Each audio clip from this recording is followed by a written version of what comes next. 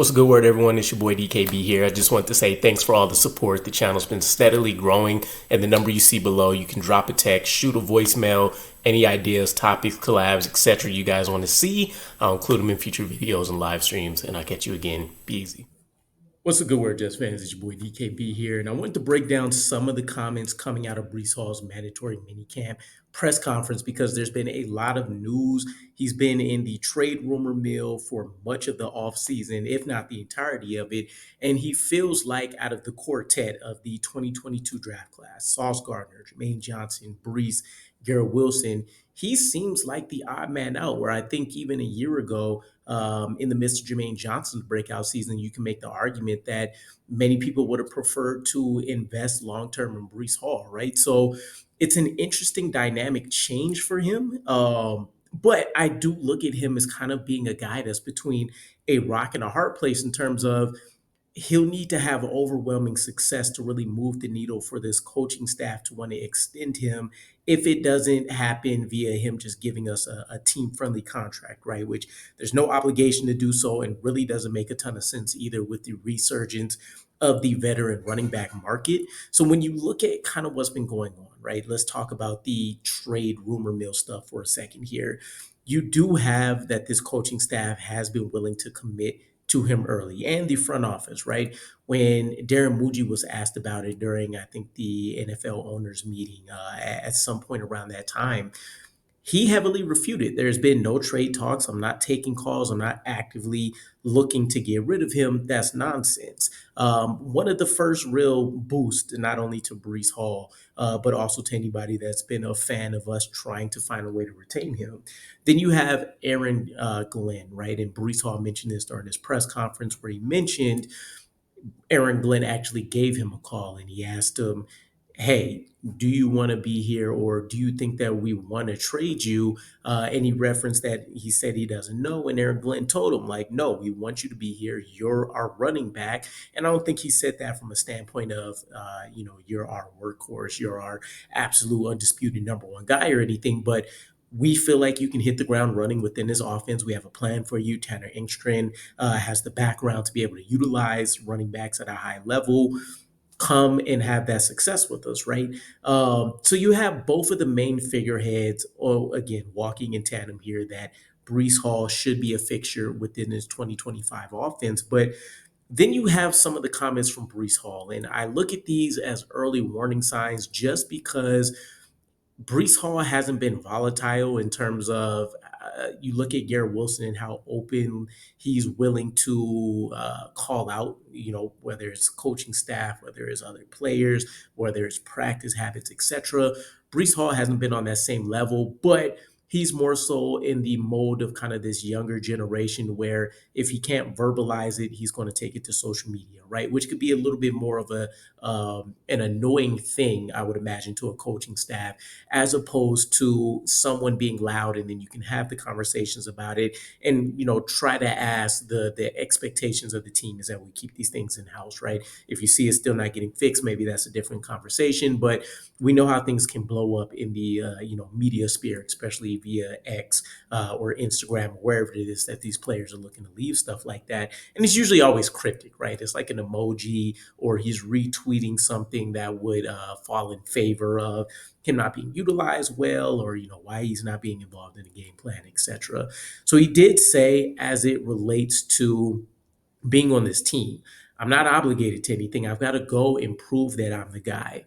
Obviously love that, right? I think every player walking in, not named Garrett Wilson and not part of this draft class or named Sauce Gardner or Quinnen really, she'll walk in with the expectations that they're just a lot to make the roster, right? And you can throw in a few other people potentially not as untouchables, but core guys, whether it's contract related or just performances. MC2, for example, you look at guys like Jamie and you look at guys like Quincy, but primarily defensive players, right? So offensive guys, there's going to be a lot more scrutiny and a lot more questions there. He did go on to say, I feel like I'm a three down back. Every day I'm going to prove I'm the best back on this roster and one of the best backs in the league. And he's been a guy that's said all of the right things in terms of being a internally motivated player, not necessarily needing to rely on a lot of the hatred or a lot of the negativity that gets pointed out. But you even think back to Robert Saleh. He was a guy that was singularly highlighted and called out as a player that needed to drastically improve certain aspects of his game to help get this offense going and help be that engine that gets things cracking. And to his point, he definitely has been that over his first year or two in the league. Obviously, the ACL or the Achilles being the big focal point that kind of ruined that rookie year, but it seemed like he bounced back fairly well. And then you have this drop off in 2024, and he did speak on this, right? I think this is something that somehow really got swept under the rug last year, and that the conversations were no longer, hey, how are you recovering, etc., because he's been a year removed. He's played the majority of a season, and the expectations were now you are an additional year removed from the ACL. You got time to reacclimate to your body and what it means to plan and do these football moves and go back through a full off season of training and rehabilitation and all of these different aspects that are going to be new because you're treating your body in a different way. I look at it and you can arguably say that 2024 would have been the season that you expected him to just have been recovering from that significant injury. So he touched on it in the fact that he feels a lot better. He actually feels like he should have taken more time the year prior and maybe rushed himself back in order to be with the team and just prove that he can still be that focal point to help get things going where it wanted to go. So I kind of appreciate the comments and at least just I guess the identifying factor that we're not crazy, right? The player that we saw last year obviously was impacted. I believe he actually sat out during OTAs for various practices the year before, and we never really got anybody that really wanted to speak to that. And not too much of a surprise because Robert Saleh and company weren't great at even just diving into the baseline stuff that you want to know about an injury, whether it comes to recovery, timelines, et cetera, et cetera. So it is what it is. But I say that I look at those comments as an early warning sign because this is a new staff. Obviously, he understands that it could be very easy to continue the trend of maybe not looking so great in the previous regime's eyes anymore, and this new staff that owes no loyalty to you, as well as having two younger guys behind you as well on rookie contracts. So it's going to be cheap and you can squeeze a few more years out of them within this system to really get an idea of if you can move forward without someone like Breece Hall. And there's a freak in the room in Braylon Allen, right? Just from a physical standpoint. So you don't even have that allure anymore based on what you've shown and based on kind of how you've been recovering, that you're also a different kind of beast, right? And Breece Lightning is the moniker there for a reason, and we didn't get much of that lightning, right? It didn't seem like he was really able to peel away from a ton of people last year, and even like the contact balance just seemed like people were able to get him on the ground way too often. It's a fall off that reminds me very similar of what we saw out of Michael Carter, where he went from being one of the most elusive backs to the league to suddenly he couldn't really find the holes that should have been there or was patient enough for the holes to open up.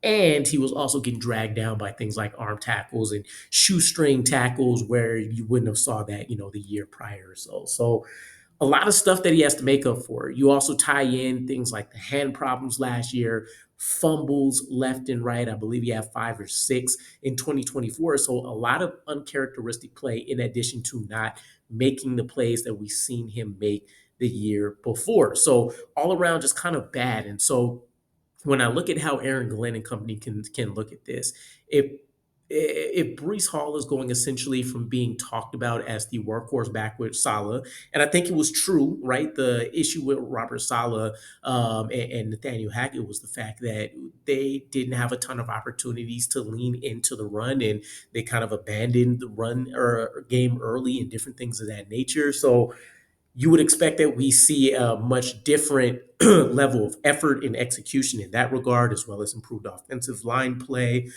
But if things continue to just look average, and maybe there's a flash here and there, right? There's nothing leading Tanner Engstrand or Aaron Glenn to say, hey, maybe we do treat him as more of a workhorse back, right? And we're giving him more of a 70-30 split with Allen and Isaiah Davis eating up the 30 and different things of that nature. So it does feel like you're going to see a drastic difference in utilization as well. When you look at, for example, Aaron Glenn already calling out that all three of the running backs are going to play. And just looking at the progression of how the running backs were utilized in Detroit. You look at year one, they have Jamal Williams, DeAndre Swift, Craig Reynolds. Jamal Williams, the only running back to crack 150 attempts. DeAndre Swift was close by with 131. And then Craig Reynolds as RB3 came behind them with 55, right? Pretty decent. They also finished 21st in the league in attempts that year. So not like there was a ton of opportunities for it. But then they also jump up quite a bit, right? Year two, 13th in attempts. Jamal Williams cracks 250. He has 262 rushing attempts. DeAndre Swift, in a less healthy season, has 99 carries. Justin Jackson has 42. And then in year three, you see them jump up to seventh in rushing attempts. David Montgomery still ends up securing over 200 rush attempts. Jahmyr Gibbs now has 182 first round draft pick. You're expecting the utilization, especially if he's healthy. And then Craig Reynolds comes back with about his 40 or so snaps. And then in year four, they finished third in the league, right? And keep in mind, all of this is with Jared Goff, who's not going to be a mobile guy or an RPO guy that you want to use a ton in that facet. Jahmyr Gibbs has 250 attempts as things transition to him. David Montgomery, 185. Craig Reynolds, 31. So I think you can see a very similar, but maybe even more so 50-50 split here because Braylon Allen hasn't shown any health concerns, neither has Isaiah Davis. Plus Breece Hall has averaged about 218 snaps or so. Of course, that's factoring in the rookie year that ended extremely early, but still in a backfield where he's really been the only guy for the most part. It's not like he's hit that 275, 300 plus type area. So when I look at this, I say things are aligned for him to have the opportunity to prove to the coaching staff. Give me Jahmyr Gibbs level stats. Give me, the Saquon Barkley level stuff. I don't ever see that really happening within the scheme because that's just a philosophy standpoint for Tanner Engstrand that I think he will stand on. But that could end up causing some issues for Breece Hall, where he says, hey, I'm having a great game, right? Only touched the ball 12 times so far, just through the ground. Got a catch or two here or there. I'm averaging over 6 yards per carry. Maybe I've broken something off big. Feed me more. And yet they're still going to Braylon Allen and they're still sprinkling in Isaiah Davis. And I just think Breece Hall is shown to be a little bit more, I want to say insecure is probably the word when it comes to being phased out, if you will, or not being the guy that's touching the ball 100%. Kind of wide receiver, diva-esque mentality stuff.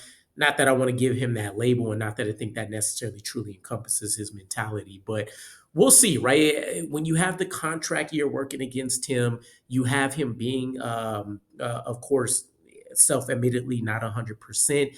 Now that he has a full healthy offseason, in his words, new coaching staff, new scheme. You have these running backs behind him. We'll see if he can make the most of it. But let me know what you guys think. I just look at this situation. I see it a hard situation for the Jets to 100% commit to and say, we want to keep him around for the long term when they can easily go back to the draft, assuming Braylon Allen looks improved, assuming Isaiah Davis continues the level of efficiency for the snaps that he's getting. And you have a Donovan Edwards, which is very intriguing and still adds a little bit more of a different skill set depending on how you want to use Isaiah Davis. And then you can always go back to the draft well again next year and find you a mid-round guy that can help round things out depending on what you feel like you're missing. So either way, let me know what you guys think. Reading into this way too much. Is the writing already on the wall for Breece Hall? Let me know. I'll catch you guys again.